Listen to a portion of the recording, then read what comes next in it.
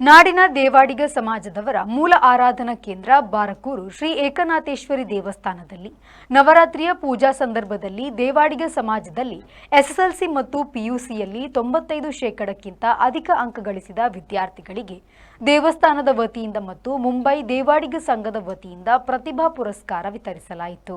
ಕಾರ್ಯಕ್ರಮದಲ್ಲಿ ಭಾಗವಹಿಸಿದ ಉಡುಪಿ ನಗರಸಭಾ ಸದಸ್ಯ ವಿಜಯ ಕೊಡಪೂರ್ ಅವರು ಮಾತನಾಡಿ, ಶೈಕ್ಷಣಿಕ ಸಾಧನೆಯ ಜೊತೆಗೆ ವಿದ್ಯಾರ್ಥಿಗಳು ನಮ್ಮ ಸಮಾಜ, ಧರ್ಮ, ದೇಶ, ಸಂಸ್ಕೃತಿಯ ಶಿಕ್ಷಣವನ್ನು ಅಳವಡಿಸಿಕೊಂಡು ರಾಷ್ಟ್ರಕ್ಕೆ ಶಕ್ತಿಯಾಗಿ ಬೆಳೆಯಬೇಕು ಎಂದರು. ಸತ್ಯನಾರಾಯಣ ಪೂಜೆ ಇರಬಹುದು, ಬೇರೆ ಬೇರೆ ರೀತಿಯ ಪೂಜೆ ಹೋಮಗಳನ್ನು ಮಾಡುವಂಥದ್ದು ನಮ್ಗೆ ಗೊತ್ತಿದೆ.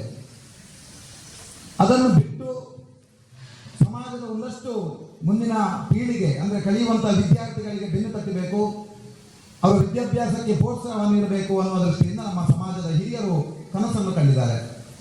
ಕೇವಲ ಪೂಜೆ ಮಾಡಿ ಕುತ್ಕೊಳ್ಬೋದಿತ್ತು, ಅದನ್ನು ಸ್ವಚ್ಛ ಸುಂದರವಾಗಿ ದೇವಸ್ಥಾನವನ್ನು ಇಟ್ಕೊಳ್ಬೋದಿತ್ತು, ಅದಕ್ಕೆ ಬೇಕಾಗಿರುವಂತಹ ತಾಮ್ರದ ಹೊದಿಕೆ, ಬಂಗಾರದ ಹೊದಿಕೆ, ಬೆಳ್ಳಿಯ ಹೊದಿಕೆಯನ್ನು ಮಾಡಬಹುದಿತ್ತು, ಅಥವಾ ಕಾಲಕಾಲಕ್ಕೆ ಬೇರೆ ಬೇರೆ ರೀತಿಯ ವ್ಯವಸ್ಥೆಯನ್ನು ಮಾಡಬಹುದಿತ್ತು. ಅಷ್ಟು ಮಾತ್ರ ಅಲ್ಲ, ನಮ್ಮ ಸಮಾಜದ ಮುಂದಿನ ಪೀಳಿಗೆಯ ವಿದ್ಯಾರ್ಥಿಗಳನ್ನು ಮತ್ತೆ ಬೆಳೆಸಬೇಕು, ಸಂಸ್ಕಾರಕವಾಗಿರುವಂತಹ ಶಿಕ್ಷಣ ನೀಡಬೇಕು, ಅವರು ಸಮಾಜದಲ್ಲಿ ಗಟ್ಟಿಯಾಗಿ ನೀಡಬೇಕು ಅಂತ ಕನಸು ಯಾರು ಕಂಡಿದ್ದಾರೆ ಕೇಳಿದ್ರೆ ನಮ್ಮ ಸಮಾಜದ ಹಿರಿಯರು ಕಂಡಿದ್ದಾರೆ. ಇದು ಯಾಕೆ ಕೇಳಿದ್ರೆ, ನಾಳೆ ಎಲ್ಲರೂ ಗಟ್ಟಿಯಾಗಬೇಕು, ಈ ಸಮಾಜವನ್ನು ಬಲಿಷ್ಠ ಮಾಡಬೇಕು, ಈ ದೇಶವನ್ನು, ಧರ್ಮವನ್ನು ರಕ್ಷಣೆ ಮಾಡುವಂತಹ ವಿದ್ಯಾರ್ಥಿಗಳು ಎಲ್ಲಿಂದ ಹೋಗಬೇಕು ಕೇಳಿದ್ರೆ ಅದು ದೇವಾಡಿಗ ಸಮಾಜದಿಂದ ಹೋಗಬೇಕು ಅನ್ನುವಂಥ ಕನಸು ಏನಿದೆ ಅದು ಸಾಕಾರ ಆಗಬೇಕಾಗಿದೆ. ಅದಕ್ಕೆ ನಮ್ಮ ಪಾತ್ರ ಏನು? ಸಮಾಜದ ಪಾತ್ರ ಸ್ಪಷ್ಟವಾಗಿದೆ. ದೇವಸ್ಥಾನದಲ್ಲಿ ಕೇವಲ ಪೂಜೆಯನ್ನು ಮಾಡುವಂಥದ್ದು 100% ಸರಿ ಇದೆ. ಅದರ ಜೊತೆಯಲ್ಲಿ ನಿರ್ಮಾಣವಾಗಿರುವಂತಹ ಮಕ್ಕಳು ಯಾರಿದ್ದಾರೆ ಅವರು ದೇವರಾಗಿ ಬೆಳಿಬೇಕು ಅನ್ನುವ ಸಮಾಜದ ಕನಸು ಸ್ಪಷ್ಟವಾಗಿದೆ. ಆದರೆ ತಂದೆ ತಾಯಿಯ ಕನಸು ಹೇಗಿರಬೇಕು?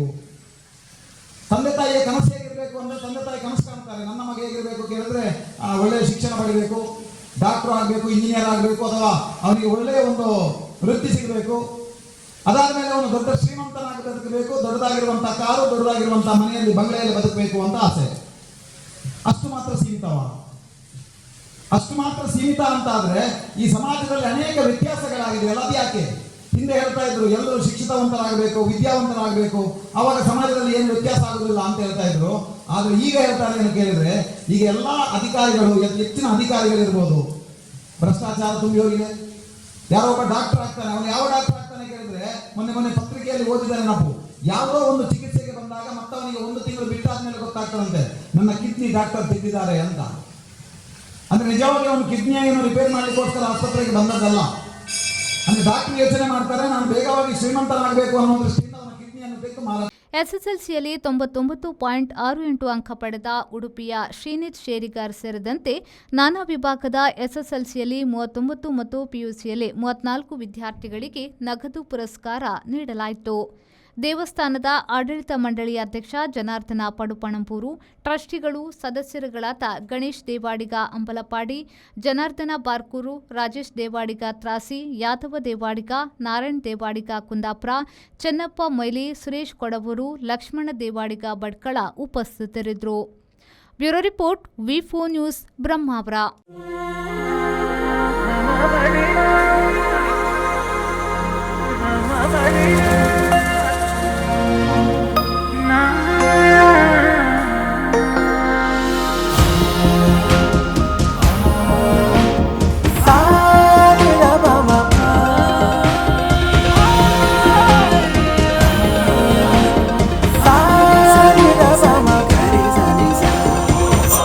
VNR Gold.